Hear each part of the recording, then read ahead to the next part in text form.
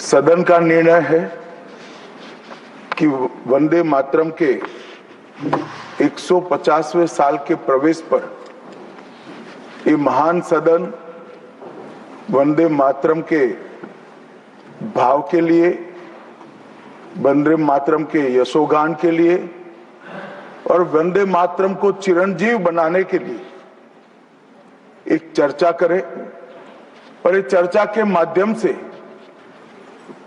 विशेषकर हमारे देश के बच्चे, किशोर, युवा, आने वाली पीढ़ियों तक वंदे मातरम का आजादी के लिए योगदान, वंदे मातरम गान की रचना में राष्ट्रभक्ति और राष्ट्र की संस्कृति के प्रति समर्पण का जो भाव है, उसका आने वाले महान भारत की रचना में योगदान, इसके संकल्प के साथ जुड़ाव, ये सभी चीजों से हमारी आने वाली पीढ़ियां भी युक्त हो। इसलिए मैं आपका और सदन के सभी सदस्यों का हृदय पूर्वक बहुत बहुत अभिनंदन करना चाहता हूं कि आज ये चर्चा यहां पर आकार ले रही है। महोदय, हम सब सौभाग्यशाली हैं कि हम एक ऐतिहासिक पल के साक्षी भी बन रहे हैं और इसमें हिस्सा भी ले रहे हैं। ये महान सदन में जब वंदे मातरम की चर्चा हो रही है, तब कल कुछ सदन सदस्यों ने लोकसभा में प्रश्न उठाया था कि आज वंदे मातरम की चर्चा, वंदे मातरम पर चर्चा की जरूरत क्या है। महोदय, वंदे मातरम पर चर्चा की जरूरत, वंदे मातरम के प्रति समर्पण की जरूरत वंदे मातरम बना तब भी थी, आजादी के आंदोलन के वक्त भी थी, आज भी है और जब 2047 में महान भारत की रचना होगी तब भी रहे, क्योंकि अमर कृति मां भारती के प्रति, भारत माता के प्रति समर्पण, भक्ति और कर्तव्य के भाव जागृत करने वाली कृति है। इसलिए जिनको आज वंदे मातरम की चर्चा क्यों हो रही है वो समझ में नहीं आ रहा है। मुझे लगता है कि उन्होंने नए सिरे से अपनी समझ पर ही सोचने की जरूरत है। कुछ लोगों को इसमें दिखता है कि बंगाल में चुनाव आने वाला है, इसलिए वंदे मातरम की चर्चा हो रही है। वो वंदे मातरम के महिमा मंडन को बंगाल के चुनाव के साथ जोड़कर कम करना चाहते हैं। ये सही है कि वंदे मातरम की रचनाकार बंकिम बाबू बंगाल में पैदा हुए, बंगाल में गीत की रचना हुई और आनंद मठ जिसमें बाद में वंदे मातरम समाहित हुआ, उसकी पृष्ठभूमि भी की बंगाल थी।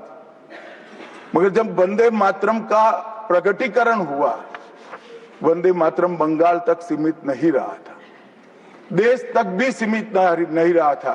दुनिया भर में जहां पर आजादी के दीवाने थे वो गुप्त बैठक भी करते थे, तो पहले वंदे मातरम का गान कर बैठक शुरू हुआ। और आज भी सरहद पर हमारा जवान जब अपना सर्वोच्च बलिदान देता है, ये आंतरिक सुरक्षा के लिए देश के पुलिस का जवान सर्वोच्च बलिदान देता है, तो जब वो अपने प्राण त्यागता है, इसके मुंह पर एक ही मंत्र होता है, वो वंदे मातरम।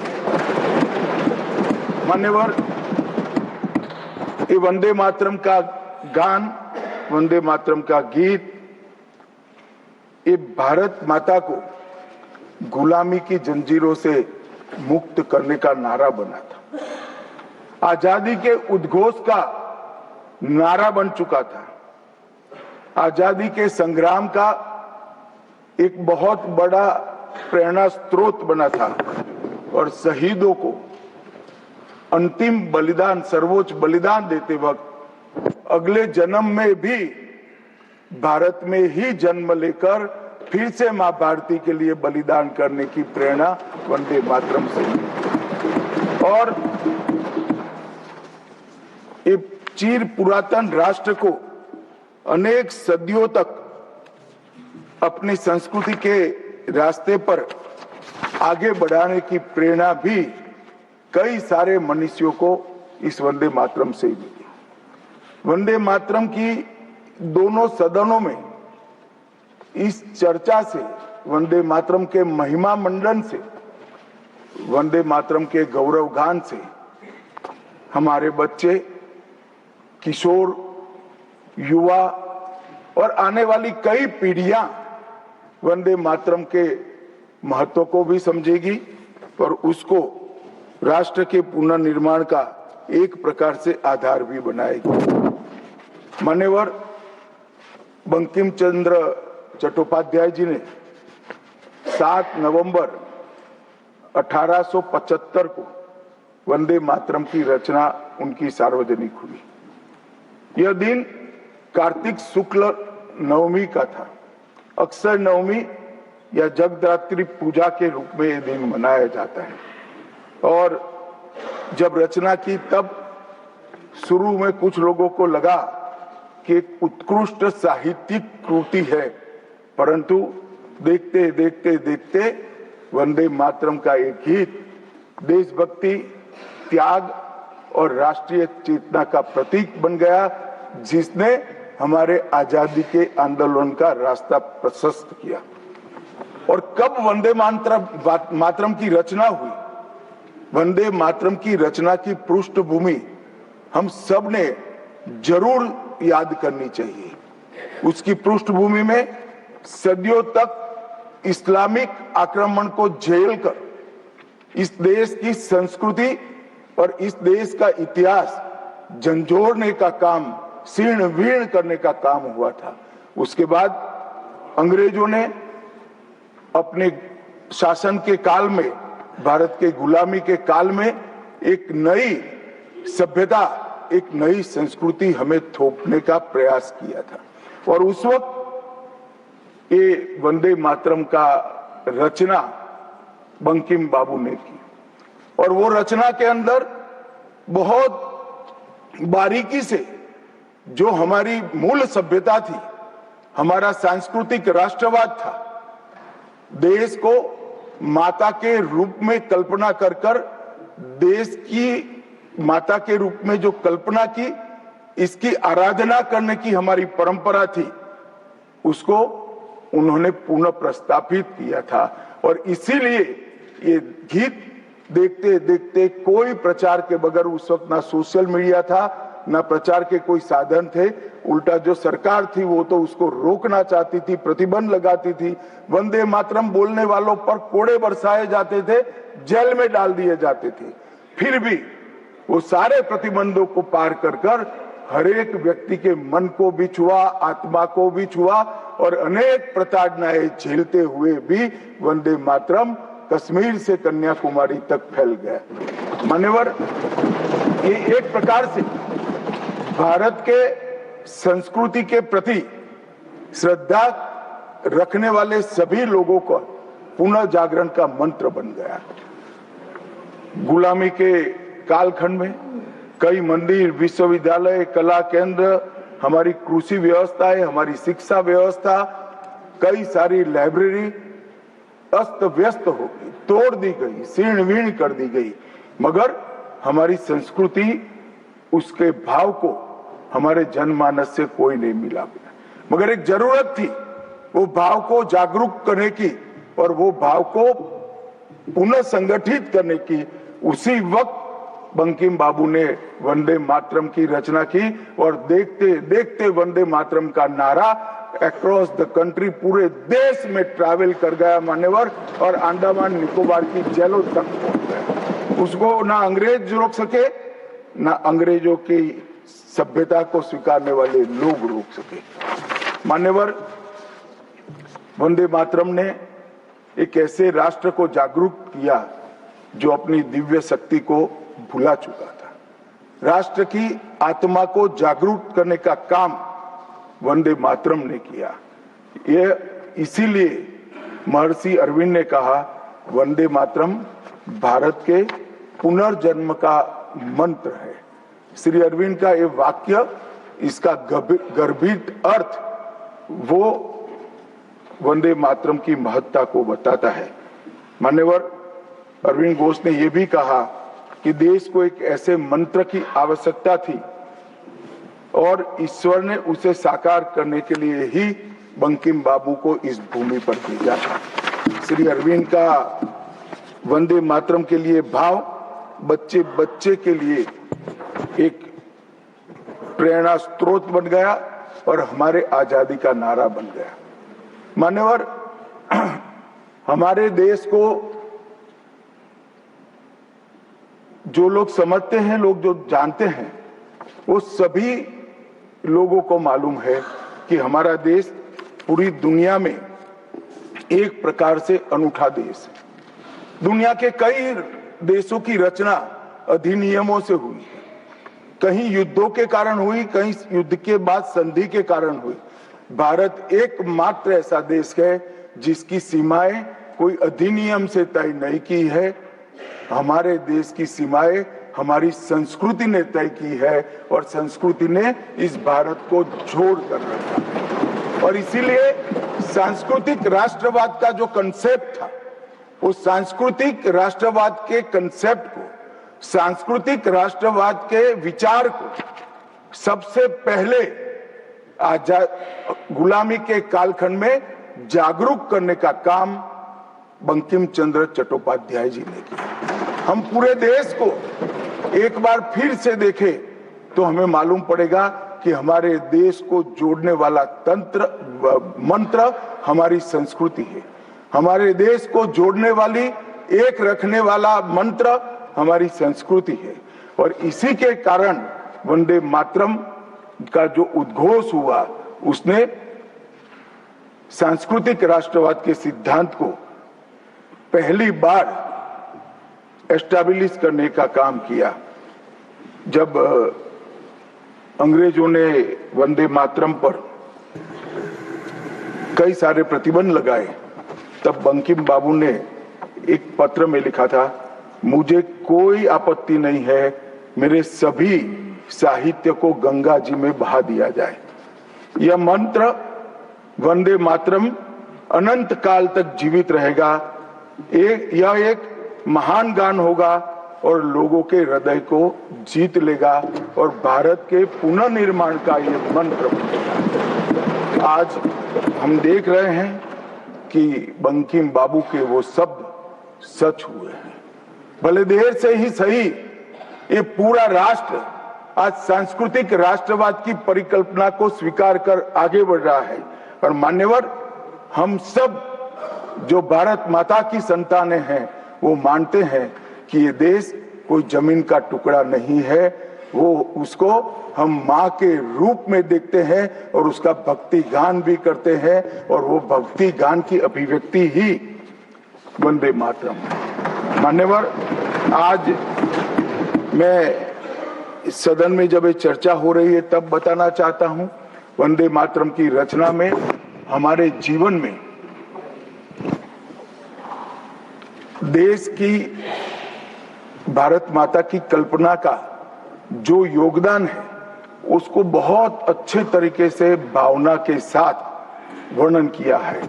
जल, फल और समृद्धि तीनों की दायिनी भारत माता को बताया गया। शोभित पुष्पों से मन को प्रफुल्लित करने वाली भी भारत माता को बताया गया।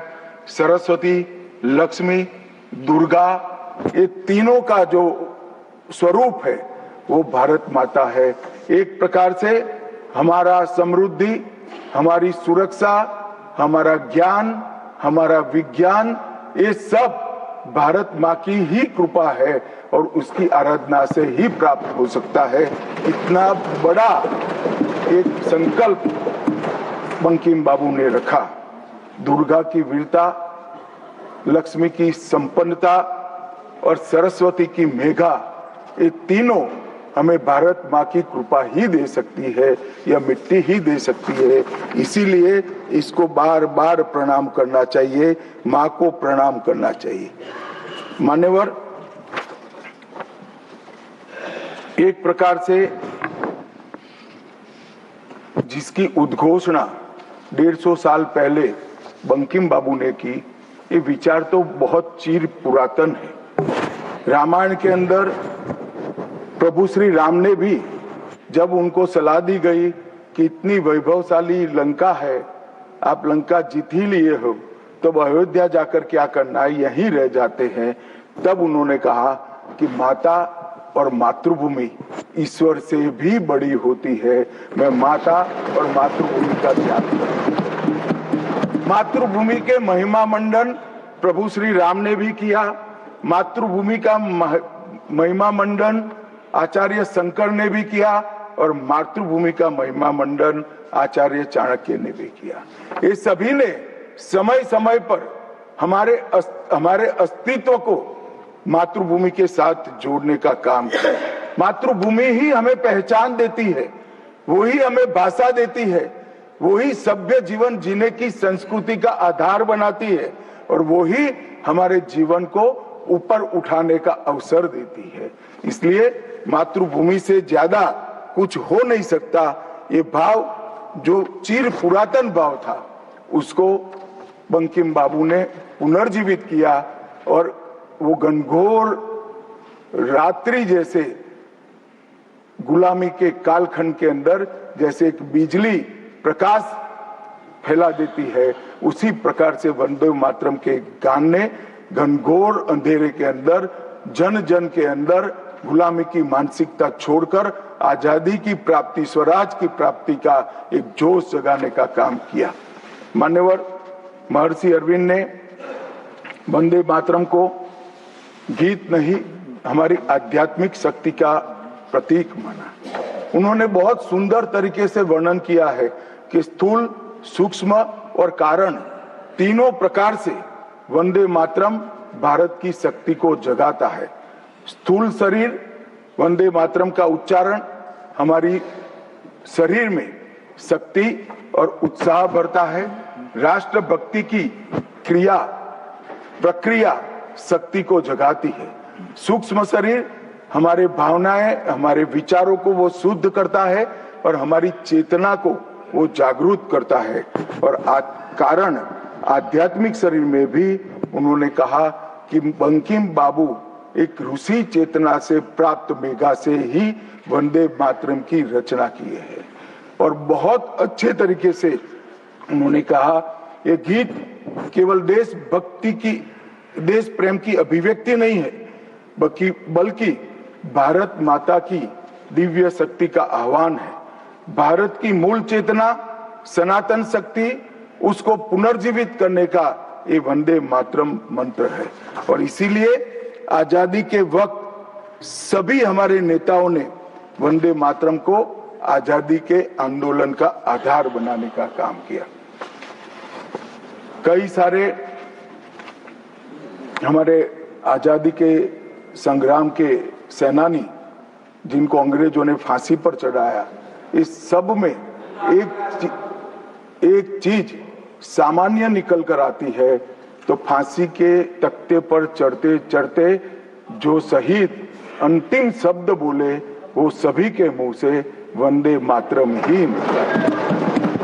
स्वदेशी का आह्वान करना हो, विदेशी माल का बहिष्कार करना हो, राष्ट्रीय शिक्षा का आह्वान जगाना हो, हर वक्त राष्ट्रभक्ति जगाते वक्त वंदे मातरम का उद्घोष इस देश ने सुना भी, इस देश ने महसूस भी किया। पंजाब के गदर आंदोलन में वंदे मातरम के शीर्षक से कई पर्चे बांटे गए। महाराष्ट्र में वंदे मातरम के विशेष अंक गणपति और शिवाजी के उत्सव में बांटे जाते थे। तमिलनाडु में सुब्रह्मण्यम भारती जी ने तमिल अनुवाद कर हिंद महासागर को भी क्रांति की चेतना से आंदोलित कर दिया था। मान्यवर, 1907 में कलकत्ता में वंदे मातरम नाम का एक अंग्रेजी अखबार शुरू हुआ, जिसके संपादक महर्षि अरविंद थे। ब्रिटिश सरकार ने उसको सबसे खतरनाक राष्ट्रवादी पत्र माना। वो राष्ट्रवादी भी कहते थे और खतरनाक भी कहते थे, और श्री अरविंद पर राजद्रोह का मुकदमा भी चला और उनको सजा भी गई। अंततोगत्वा उसको प्रतिबंधित कर दिया। मान्यवर कांग्रेस के अधिवेशनों ने भी वंदे मातरम के महिमा मंडन को, वंदे मातरम के गान को गाया। 1896 में गुरुवर टैगोर ने कांग्रेस अधिवेशन में इसको पहली बार सार्वजनिक रूप से गाया। 1905 में कांग्रेस के वाराणसी अधिवेशन में महान कवियत्री गायिका सरला देवी चौधरानी ने पूर्ण वंदे मातरम का गायन किया। और 15 अगस्त 1947 को जब देश आजाद हुआ, सुबह 6:30 बजे सरदार पटेल के आग्रह पर पंडित ओमकार नाथ ठाकुर जी ने आकाशवाणी से अपने मधुर स्वर में वंदे मातरम का गान कर देश को भावुक कर दिया। और ये सभी भावना को देखते हुए संविधान सभा की अंतिम बैठक 24 जनवरी 1950 को संविधान सभा के अध्यक्ष राजेंद्र प्रसाद जी की अध्यक्षता में जो हुई, उसमें राष्ट्रगान के बराबर सम्मान देते हुए वंदे मातरम को राष्ट्रगीत घोषित करने का काम किया। मान्यवर, मैं कल देख रहा था कांग्रेस के कई सदस्य आज वंदे मातरम की चर्चा क्यों जरूरी है और इसको एक राजनीतिक हथकंडा या तो मुद्दों पर से ध्यान भटकाने का एक हथियार मानते थे। मान्यवर, मुद्दों पर चर्चा करने से कोई नहीं डरता है। संसद का बहिष्कार हम नहीं करते हैं। संसद का बहिष्कार अगर करना है, संसद का बहिष्कार न करे, संसद चलने दे, तो सब मुद्दों पर चर्चा होगी। हमें कुछ डरने जैसा नहीं है, छिपाने जैसा नहीं है। कोई भी मुद्दा हो, हम चर्चा करने के लिए तैयार है। परंतु वंदे मातरम के गान की चर्चा को, वंदे मातरम के गान पर की चर्चा को टालने की ये मानसिकता ये नई नहीं। मान्यवर, ये तो वंदे मातरम का 150वां साल है। हर महान रचना का, हर महान घटना का महत्वपूर्ण साल कई मायनों में हमारे देश में मनाता जाता है। तो ये तो 150वां साल है। अब हम थोड़ा पीछे मुड़कर देखते हैं। मान्यवर, जब वंदे मातरम के 50 साल हुए तब क्या हुआ? वंदे मातरम के 50 साल हुए, देश आजाद नहीं हुआ था। और वंदे मातरम की स्वर्ण जयंती हुई 1937 में। तब जवाहरलाल नेहरू जी ने वंदे मातरम के 2 टुकड़े कर उसको 2 अंतरों तक सीमित करने का काम। कांग्रेस पार्टी की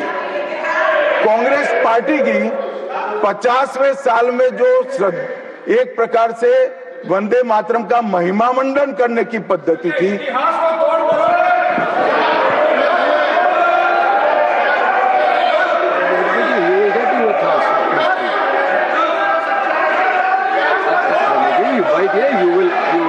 you will get your chance to speak now.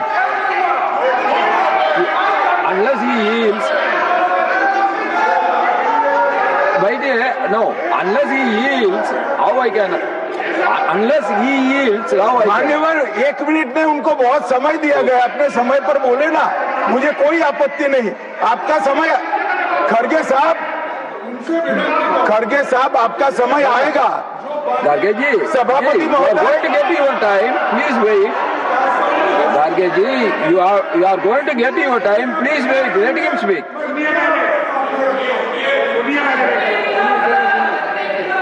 मान्यवर, 50वें पड़ाव पर वंदे मातरम को सीमित कर दिया गया।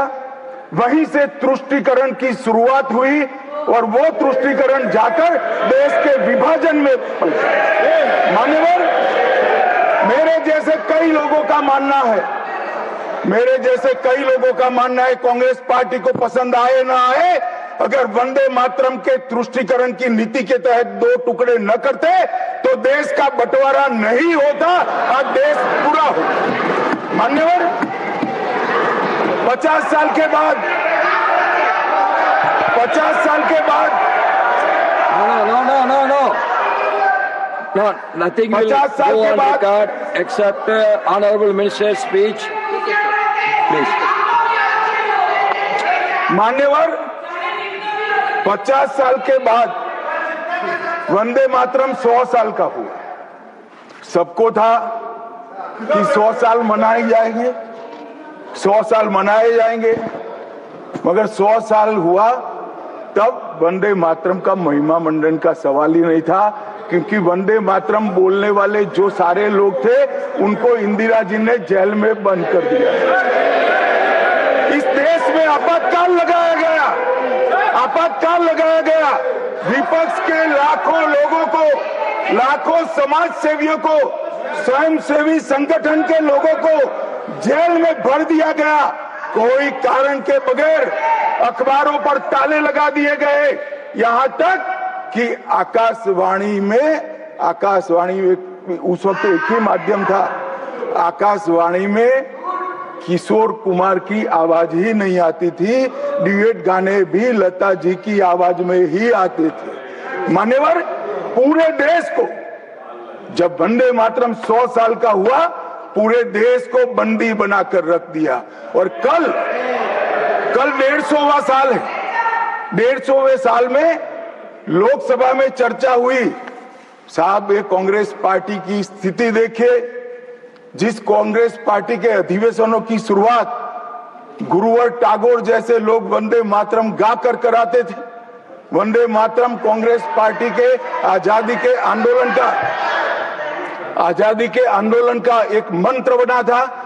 वो वंदे मातरम के महिमा मंडन करने के लिए जब लोकसभा में चर्चा हुई, गांधी परिवार के दोनों सदस्य नदारद थे, दो में से एक भी।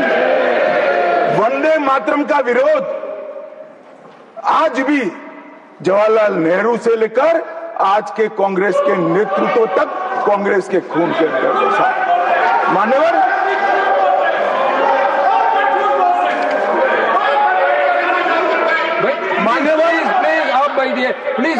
प्लीज आप बैठिए।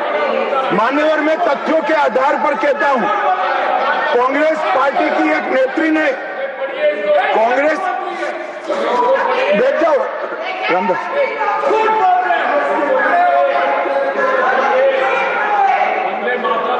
अरे दिग्विजय जी, अब नौकरी पक्की है इस आयु में, क्या कर रहे हो भैया? अब नहीं जाएगी नौकरी। मान्यवर, मैं जो कह रहा हूं वो रिकॉर्ड का हिस्सा है दूसरे सदन का। मान्यवर, दूसरे सदन की चर्चा में कांग्रेस पार्टी की एक प्रमुख नेत्री ने कहा है कि वंदे मातरम की आज चर्चा की कोई जरूरत नहीं है। मुझे मालूम नहीं पड़ता कि वंदे मातरम से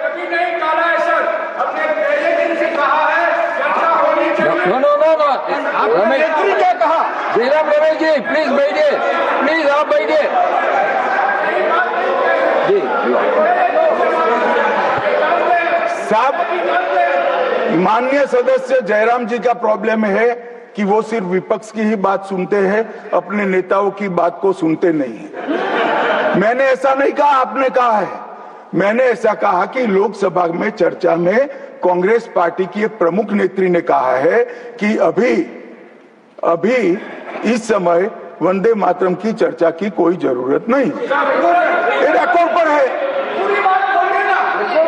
रिकॉर्ड पर।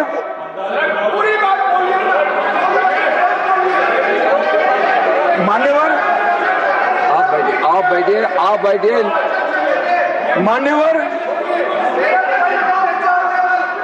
मान्यवर, जिस गीत को, जिस गान को महात्मा गांधी ने राष्ट्र की शुद्धतम आत्मा से जुड़ा हुआ गीत कहा, बिपिन चंद्र पाल ने एक राष्ट्र धर्म है जिसमें राष्ट्रभक्ति और कर्तव्य दोनों समाहित है, जिसकी अभिव्यक्ति वंदे मातरम करता है, वो वंदे मातरम का टुकड़ा करने का काम भी कांग्रेस पार्टी ने किया था।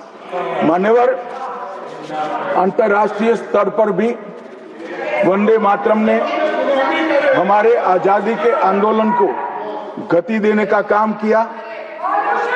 श्यामजी कृष्ण वर्मा, मैडम भिखाजी कामा और वीर सावरकर ने जो भारत का त्रिवर्ण ध्वज निर्मित किया था, उस पर स्वर्णिम अक्षर में एक ही नाम था, वंदे मातरम। मान्यवर, बर्लिन के ओलंपिक्स में भी 1936 में गुलामी के कालखंड में भी जब हमारे हॉकी की हमारी टीम को उत्साह की जरूरत थी, प्रेरणा की जरूरत थी, कोच ने लाइन में खड़े कर भावपूर्ण तरीके से वंदे मातरम का गान किया और हम गोल्ड मेडल जीतकर आ गए।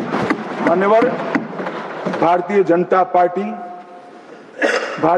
पार्टी की रचना हुई तब से हमारी तो पार्टी की रचना ही सांस्कृतिक राष्ट्रवाद और ये देश अपने मूल संस्कृति के आधार पर, मूल विचारों के आधार पर चलना चाहिए, पाश्चात्य संस्कृति के आधार पर नहीं चलना चाहिए। इसीलिए हमारी पार्टी की स्थापना थी। मान्यवर, इस संसद में वंदे मातरम के गान को बंद करा दिया है।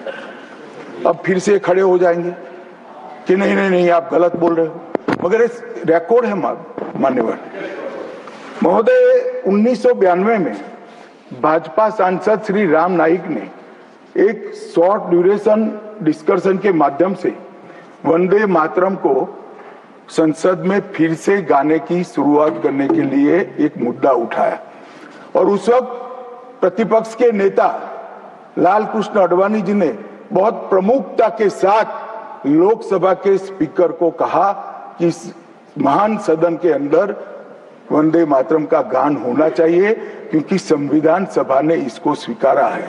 और फिर लोकसभा ने सर्वानुमत से 1992 में वंदे मातरम के गान की शुरुआत की। मान्यवर, हम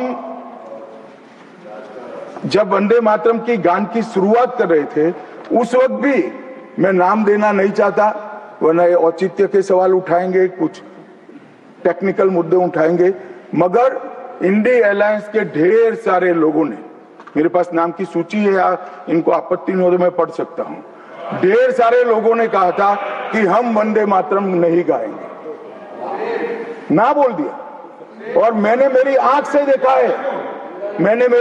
देखा है, कई सारे सदस्य वंदे मातरम होता है तो वंदे मातरम के गान के पहले संसद में बैठे होते हैं तो भी खड़े होकर बाहर चले जाते हैं। मैं आपको विश्वास से कह सकता हूं मान्यवर, ये कह रहे हैं कि कांग्रेस पार्टी पर झूठे आरोप लगाए। मैं विश्वास से कह रहा हूं, भारतीय जनता पार्टी का एक भी सदस्य वंदे मातरम के गान के वक्त सम्मान के साथ खड़ा न हो, ऐसा हो ही नहीं सकता, क्योंकि वंदे मातरम के गान के प्रति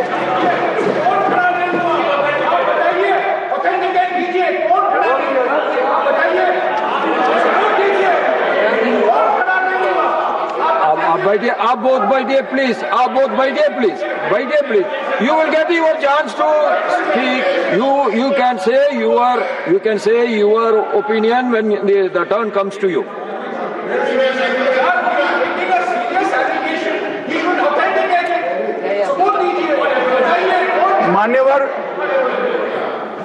मान्यवर, अरे सुनो तो, बोल क्या करते हो भैया, मुझे सुनो तो।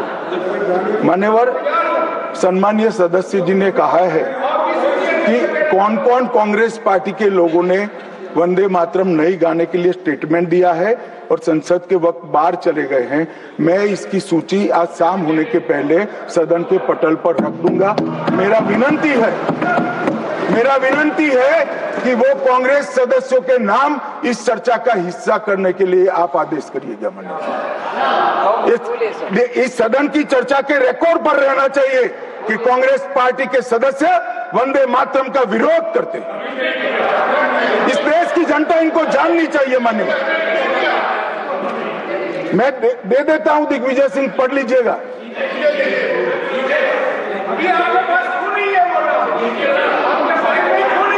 मान्यवर,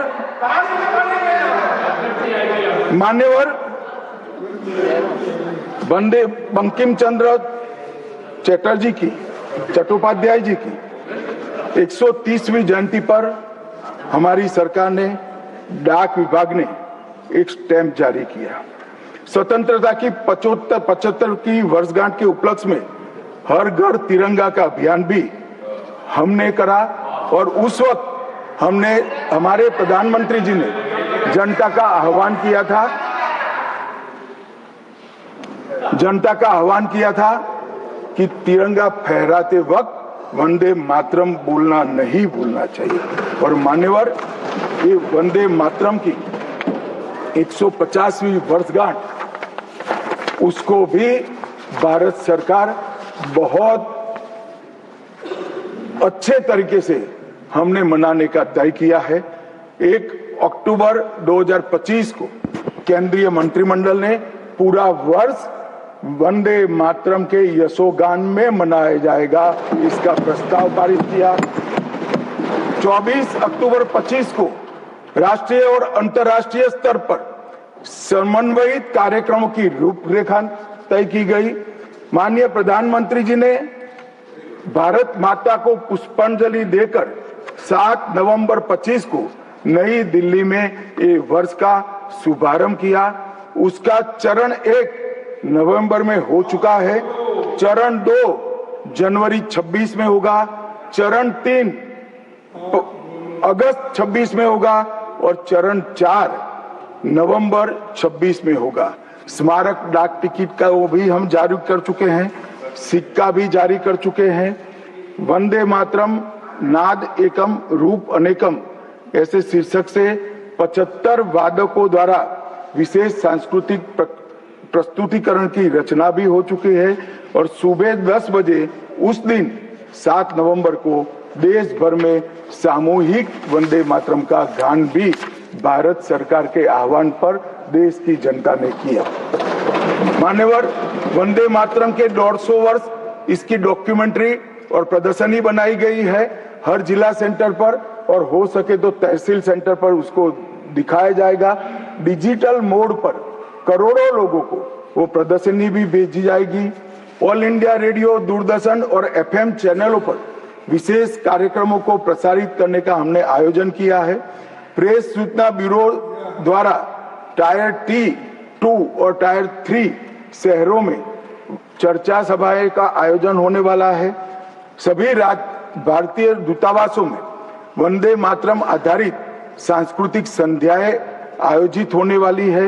Vande Mataram salute to mother earth के तहत वृक्षारोपण अभियान चालू है। हाईवे पर देशभक्ति आधारित वंदे मातरम के इतिहास को दर्शाते हुए भित्ति चित्र भी हम रखने वाले हैं। रेलवे स्टेशन और हवाई अड्डों पर LED डिस्प्ले के माध्यम से सार्वजनिक घोषणा भी होगी और वंदे मातरम और बंकिम चंद्र चट्टोपाध्याय जी पर 25 लघु फिल्में 1-1 मिनट की बनाने का भी हमने शुरुआत कर लिया है। मान्यवर, देश के प्रधानमंत्री जी ने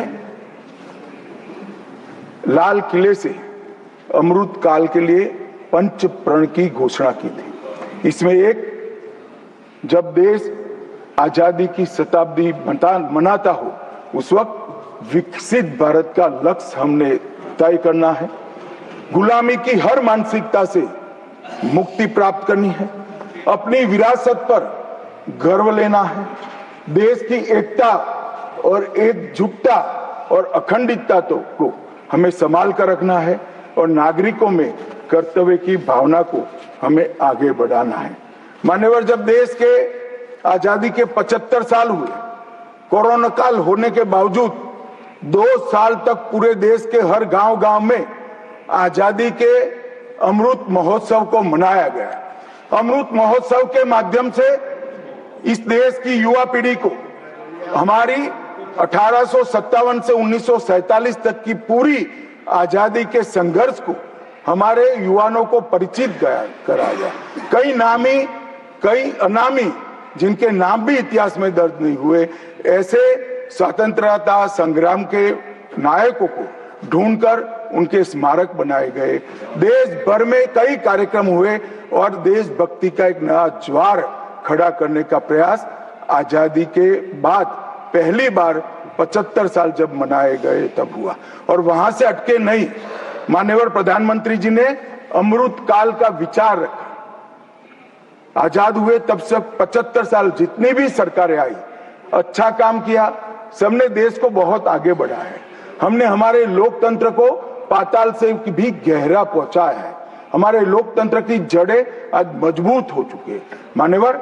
मगर 75 से 100 साल का एक कालखंड अमृत काल के रूप में इसका नामकरण प्रधानमंत्री नरेंद्र मोदी जी ने करा और देश के युवाओं के सामने एक संकल्प रखा मान्यवर कि आजादी का अमृत महोत्सव से आजादी की शताब्दी तक ये जो पूरा कालखंड है वो देश को महान बनाने का कालखंड के रूप में हम उसको चैलेंज के रूप में लेंगे, एक चुनौती के रूप में लेंगे।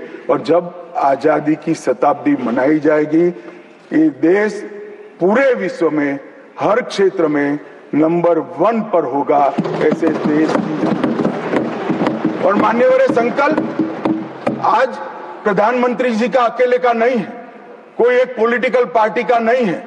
कुछ लोग भले उसको राजनीतिक नारा समझते हो, मगर ये संकल्प 140 करोड़ भारतीयों का संकल्प है और ये पूरा होकर। और इसीलिए ये दैव योगी ही है कि जब अमृत काल हम मना रहे हैं तभी वंदे मातरम के 150वां साल आज आया है। और फिर से एक बार इसके माध्यम से हम राष्ट्रभक्ति को जगाने का काम करेंगे। मान्यवर, मैंने पहले भी कहा कि वंदे मातरम काल बाह्य कभी नहीं होगा। उसकी रचना हुई तब भी उसकी इतनी ही जरूरत थी जितनी आज है। और मान्यवर, उस जमाने में वंदे मातरम देश को आजाद बनाने का कारण बना और अमृत काल में देश को विकसित और देश को महान बनने का नारा वंदे मातरम बनेगा, इसका मुझे पूरा विश्वास है।